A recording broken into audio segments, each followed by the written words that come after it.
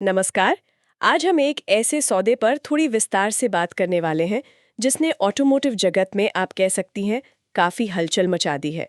Tata Motors ने एक बहुत बड़ा कदम उठाया है। हाँ, बिल्कुल। उन्होंने यूरोप की एक जानी मानी कंपनी है आइवेको ग्रुप, उसके कमर्शियल वाहन मतलब कमर्शियल व्हीकल या सीवी सेगमेंट को खरीद लिया है। ये वाकई में एक बहुत बहुत बड़ा सौदा है। अगर आप अमाउंट देखें तो लगभग 3.8 बिलियन यूरो, मतलब करीब करीब 38,000 करोड़। 38,000 करोड़। हाँ, और मजे की बात यह है कि ये रकम टाटा मोटर्स के इतिहास का जो सबसे बड़ा अधिग्रहण माना जाता था, जैगुआर लैंड रोवर वाला, जीएलआर या वाला। उससे भी लगभग दोगुनी है। तो ये साफ है कि ये कोई छोटा मोटा फैसला तो बिल्कुल नहीं है। सही कहा। तो आज हम इसी सौदे की जरा परतें खोलेंगे, समझने की कोशिश करेंगे कि भाई आखिर टाटा मोटर्स ने इतना बड़ा दाव खेला क्यों। भारत में तो वो सीवी मार्केट के लीडर है ही है ना। बिल्कुल है। फिर यूरोप की इस कंपनी में उन्हें ऐसा क्या खास दिख गया। और हाँ, ये भी देखना जरूरी है कि कहानी का दूसरा पहलू क्या है। मतलब आइवेको ग्रुप, जो यूरोप में इतना जमा जमाया नाम है, आखिर अपना ये मेन कमर्शियल वाहन का कारोबार बेच ही क्यों रहा है? हाँ, ये भी बड़ा सवाल है। उनके इस फैसले के पीछे क्या वजह हैं, ये समझना भी उतना ही जरूरी है, मुझे लगता है। बिल्कुल। तो चलिए इस पूरी तस्वीर को समझने के लिए दोनों कंपनियों के नजरिए से इसे देखते हैं। शुरुआत टाटा मोटर्स से ही करते हैं। जैसा मैंने कहा, भारत में उनका दबदबा है, करीब 33-34% मार्केट शेयर है उनका। तो फिर ये इतना भारी भरकम विदेशी निवेश क्यों? देखिए, यहीं पर कहानी का एक, आप कह सकते हैं, अहम मोड़ आता है।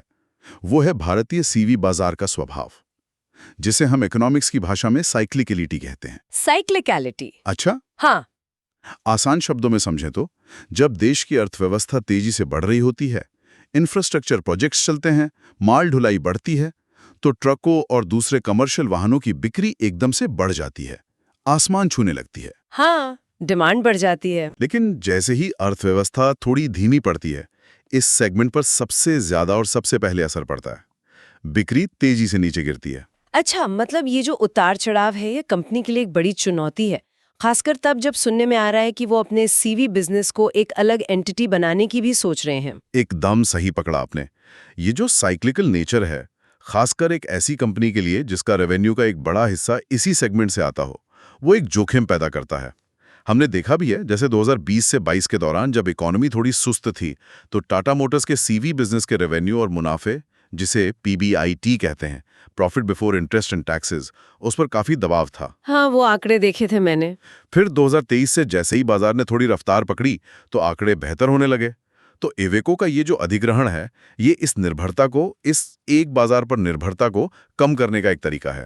तो ये मूल रूप से रिस्क मैनेजमेंट और स्टेबिलिटी, स्थिरता लाने की एक कोशिश है कि अगर मान लीजिए भारतीय बाजार में सुस्ती आती है तो कम से कम यूरोप से कमाई आती रहे। हाँ, बिल्कुल। इसे डाइवर्सिफिकेशन कह सकते हैं, विविधीकरण। आइको के जरिए टाटा मोटर्स को जो विकसित यूरोपीय बाजार हैं, उनमें सीधी पहुंच मिल जाएगी। ये भारतीय बाजार के उतार चढ़ाव के खिलाफ एक तरह का हेज बन सकता है। अच्छा, एक सेफ्टी नेट जैसा। हाँ, एक सुरक्षा कवच। अगर भारत में डिमांड कम होती है, तो यूरोपीय बिक्री उस कमी की कुछ हद तक भरपाई करने में मदद कर सकती है।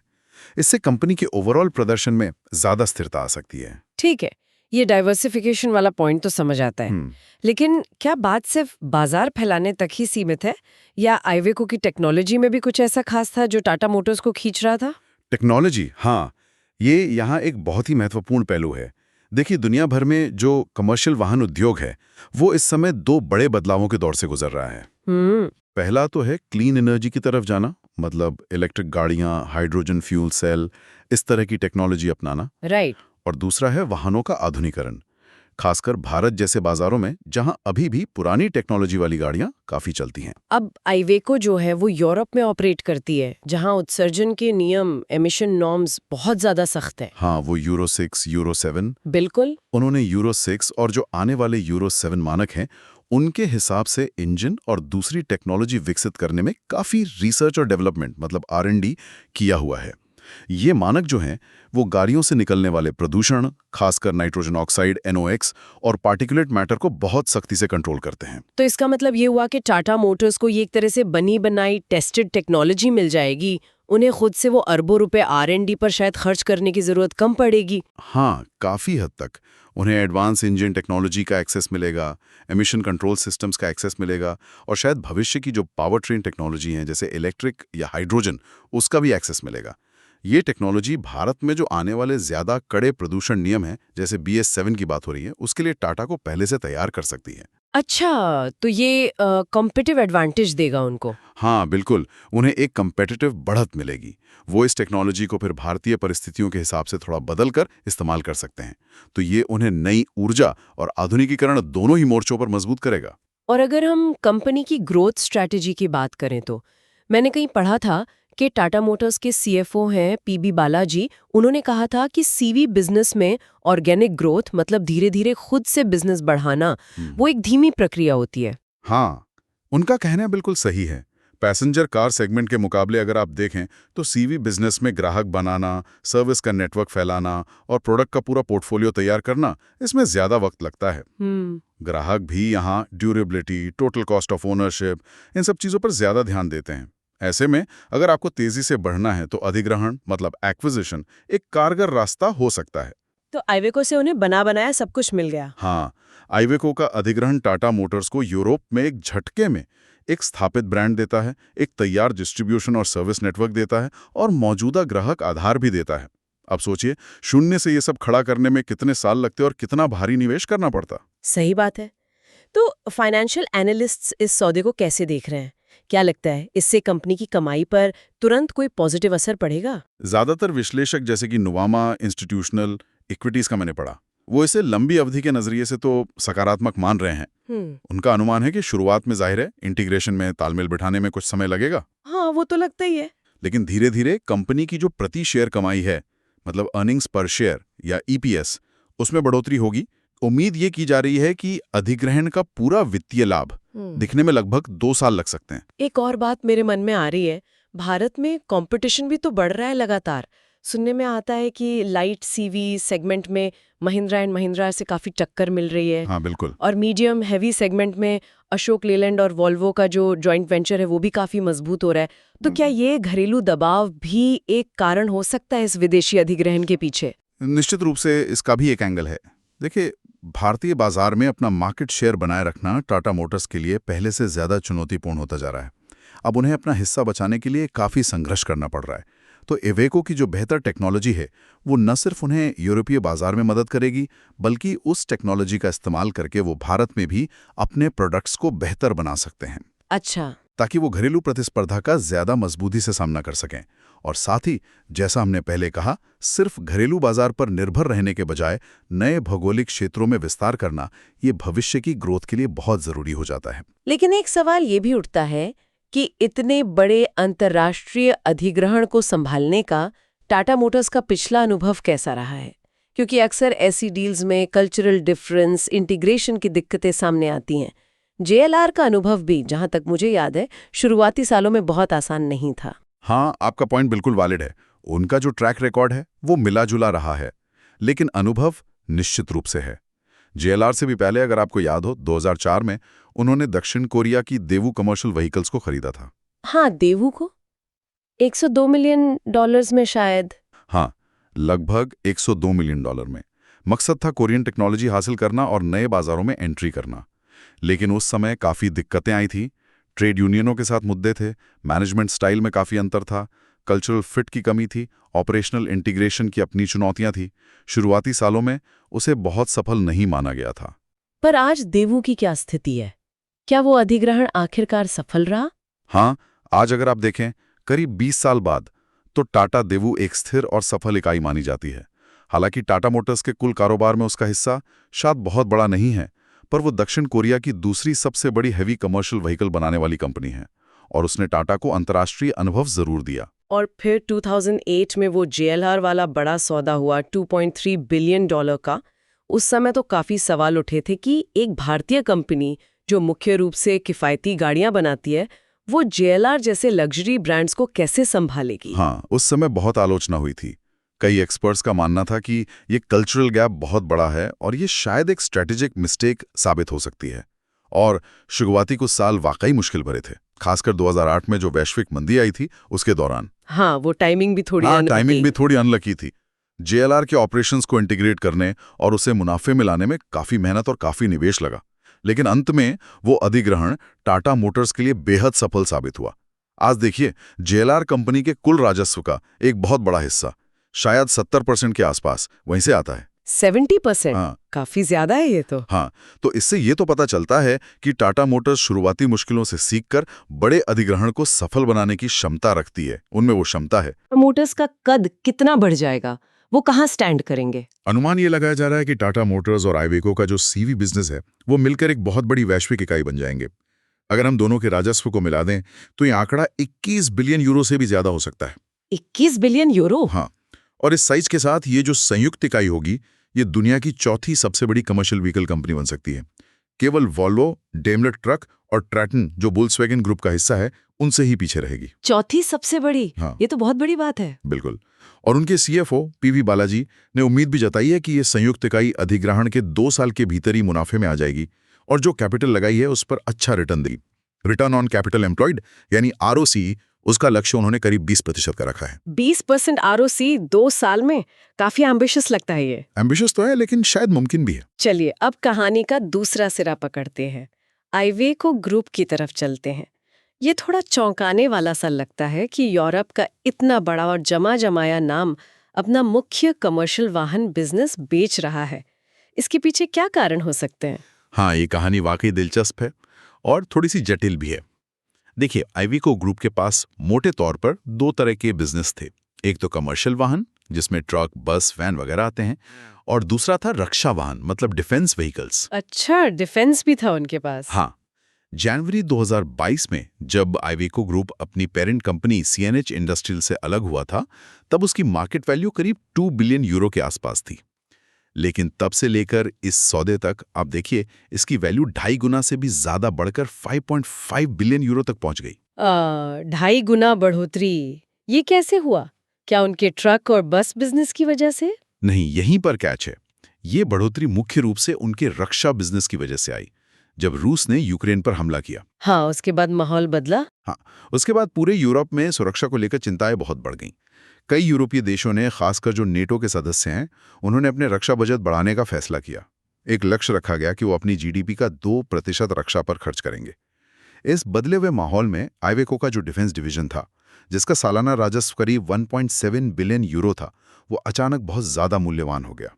उसकी वैल्यू बढ़ गई। और इसी वजह से दूसरी कंपनियों की उसमें रुचि बढ़ी, जैसे इटली की वो सरकारी रक्षा कंपनी है लियोनार्डो। बिल्कुल। लियोनार्डो ने आइवेको के डिफेंस बिजनेस में काफी गहरी रुचि दिखाई। अब यहीं पर आइवेको मैनेजमेंट के सामने एक दुविधा खड़ी हो गई। एक तरफ उनके डिफेंस बिजनेस के लिए अच्छा ऑफर आ रहा था, लेकिन अगर वो सिर्फ डिफेंस बिजनेस बेच देते तो उनके पास सिर्फ कमर्शियल वाहन का बिजनेस बचता। और सच बात यह है कि ये जो सीवी बिजनेस था, ये उतनी तेजी से नहीं बढ़ रहा था। सालाना ग्रोथ रेट सिर्फ 2% के आसपास थी और मुनाफे का मार्जिन भी कोई बहुत आकर्षक नहीं था, करीब 5-6%। हाँ, कैलेंडर वर्ष 2024 में इसने राजस्व तो अच्छा कमाया, करीब 15.3 बिलियन का, लेकिन भविष्य में तेज ग्रोथ की संभावनाएं थोड़ी सीमित दिख रही थी। तो उन्होंने सोचा कि शायद दोनों को अलग अलग बेचकर ज्यादा वैल्यू मिल सकती है, डिफेंस वाला लियोनार्डो को और सीवी वाला टाटा मोटर्स को। हाँ, ऐसे ही लगता है, यही उनकी रणनीति लगती है। अगर वो सिर्फ सीवी बिजनेस को लेकर बैठे रहते तो शायद उन्हें उतनी अच्छी कीमत नहीं मिलती, लेकिन डिफेंस बिजनेस की जो बढ़ी हुई वैल्यू थी, उसका फायदा उठाते हुए और सीवी बिजनेस के लिए टाटा मोटर्स जैसा एक मजबूत खरीदार ढूंढकर वे कंपनी की कुल मिलाकर अधिकतम वैल्यू, जो कि करीब 5.5 बिलियन यूरो है, वो हासिल करने में कामयाब रहे। इसे एक स्मार्ट फाइनेंशियल मूव कहा जा सकता है। क्या यूरोप में आइवेको के सीवी बिजनेस के सामने और भी चुनौतियां थीं जिन्होंने इस बिक्री के फैसले में भूमिका निभाई? हाँ, कई चुनौतियां थीं। पहली बात तो ये कि यूरोपीय सीवी बाजार जो है वो काफी मैच्योर हो चुका है, मतलब संतृप्त है। Saturated market. हाँ, सैचुरेटेड। इसका मतलब है कि बाजार में कुल बिक्री बढ़ाने की गुंजाइश बहुत कम है। अब कंपनियां ज्यादातर एक दूसरे का मार्केट शेयर छीनने पर ही फोकस कर रही हैं और इस कड़ी प्रतिस्पर्धा में आइवेको की स्थिति थोड़ी कमजोर थी। कुछ एनालिस्ट ने तो मजाक में ये भी कहा कि वो 3 घोड़ों की दौड़ में चौथे स्थान पर थे, मतलब डेमलर, वोल्वो और ट्रेटन जैसे जो बड़े दिग्गज हैं, उनके मुकाबले थोड़े पीछे थे। और ये इलेक्ट्रिक वाहनों ईवीज की तरफ जो शिफ्ट हो रहा है, उसका दबाव? यूरोप तो इस मामले में काफी तेजी से आगे बढ़ रहा है और अब वो नए यूरो 7 उत्सर्जन नियम भी आ रहे हैं। ये एक बहुत बहुत बड़ा कारण था। European union zero emission transportation की तरफ बहुत तेजी से बढ़ रहा है। इसका मतलब है कि सीवी कंपनियों को भारी निवेश करना पड़ रहा है। इलेक्ट्रिक ट्रक बनाने हैं, हाइड्रोजन फ्यूल सेल वाले ट्रक बनाने हैं, इनसे जुड़े चार्जिंग या रीफ्यूलिंग इंफ्रास्ट्रक्चर पर काम करना है, साथ ही ऑटोनॉमस ड्राइविंग जैसी टेक्नोलॉजी भी विकसित करनी है। खर्चा बहुत है इसमें। खर्चा बहुत ज़्यादा है। अब आइवेको जैसी कंपनी के लिए जो अपने बड़े कॉम्पिटिटर्स के मुकाबले साइज में छोटी है, ये R&D का भारी बोझ उठाना बहुत मुश्किल हो रहा था। उन्हें लगभग उतना ही पैसा R&D पर खर्च करना पड़ रहा था जितने कि डेमलर या वॉल्वो कर रहे थे, लेकिन उनका रेवेन्यू बेस छोटा होने के कारण ये उनके लिए आर्थिक रूप से सस्टेनेबल नहीं था। क्या बाहर से भी कोई खतरा था, जैसे चीन से? आजकल इलेक्ट्रिक गाड़ियों में चीनी कंपनियों का नाम बहुत सुनने में आता है। हाँ, ये भी एक बढ़ती हुई चिंता थी। चीनी ईवी कंपनियां जैसे कि BYD का नाम आपने सुना होगा, इलेक्ट्रिक बसों के सेगमेंट में। हाँ, BYD बसें तो काफी दिखती हैं अब। हाँ, वो यूरोप में तेजी से अपनी जगह बना रही हैं और अब वो धीरे धीरे ट्रकों और वैन सेगमेंट में भी आ रही हैं। चीनी कंपनियों की लागत अक्सर कम होती है और उन्हें सरकारी सब्सिडी का भी फायदा मिलता है। तो अनुमान ये था कि अगले 5-7 सालों में ये चीनी कंपनियां यूरोप की जो स्थापित कंपनियां हैं उनके लिए एक बड़ी चुनौती पेश कर सकती हैं। तो आइवेको के सामने ये दोहरी मार थी, एक तरफ ईवी ट्रांजिशन का भारी खर्च और दूसरी तरफ चीन से बढ़ता हुआ सस्ता कंपटीशन। अकेले इन दोनों से निपटना उनके लिए मुश्किल होता जा रहा था। तो ऐसे में टाटा मोटर्स के साथ जुड़ना आइवेको के सीवी बिजनेस के लिए फायदेमंद कैसे हो सकता है? कैसे उन्हें इन चुनौतियों से लड़ने में कुछ मदद मिलेगी? उम्मीद तो यही की जा रही है। देखिए, टाटा मोटर्स के पास ज़्यादा बड़ा स्केल है, मतलब उत्पादन क्षमता ज़्यादा है और वित्तीय संसाधन भी ज़्यादा हैं। तो इस विलय के बाद ये जो संयुक्त इकाई बनेगी वो R&D पर होने वाले भारी खर्च को ज़्यादा गाड़ियों पर फैला सकेगी। अच्छा, इकोनॉमीज ऑफ स्केल। हाँ, इकोनॉमीज ऑफ स्केल का फायदा मिलेगा, जिससे प्रति गाड़ी लागत कम हो सकती है। साथ ही टाटा मोटर्स की जो मैन्युफैक्चरिंग में महारत है और सप्लाई चेन मैनेजमेंट का अनुभव है, वो भी काम आ सकता है। तो ये उम्मीद है कि ये संयुक्त इकाई यूरोपीय बाजार की चुनौतियों का, खासकर ईवी ट्रांजिशन के खर्च और बढ़ती चीनी प्रतिस्पर्धा का, शायद अकेले आइवेको के मुकाबले बेहतर ढंग से सामना कर पाएगी। तो सब कुछ सुनने में तो काफी लॉजिकल लग रहा है। टाटा के लिए फायदे दिख रहे हैं, आइवेको के बेचने के कारण भी समझ आ रहे हैं। लेकिन क्या हम ये मान लें कि ये सौदा टाटा मोटर्स के लिए एकदम पक्का सफल ही होगा, या इसमें कुछ छिपे हुए जोखिम या मुश्किलें भी हो सकती हैं? देखिए, कोई भी इतना बड़ा अंतर्राष्ट्रीय अधिग्रहण बिना चुनौतियों के तो होता नहीं है। सबसे बड़ी चुनौती हमेशा इंटीग्रेशन की होती है। इंटीग्रेशन, हाँ। मतलब दो अलग अलग कंपनियां हैं, उनकी काम करने की संस्कृति बिल्कुल अलग है, मैनेजमेंट का तरीका अलग है। उनको एक साथ लाना, एक स्मूथ तरीके से चलाना। हमने देवू और JLR के उदाहरण देखे, जहां शुरुआती सालों में कल्चरल मतभेद आए, ऑपरेशनल तालमेल बिठाने में दिक्कतें आईं। तो कंपनी के जो पिछले अधिग्रहणों के मिले जुले शुरुआती नतीजे रहे हैं, वो इस बार भी कुछ चिंताएं तो पैदा करते ही हैं। हाँ, लेकिन टाटा मोटर्स का तर्क ये है कि ये JLR से अलग मामला है।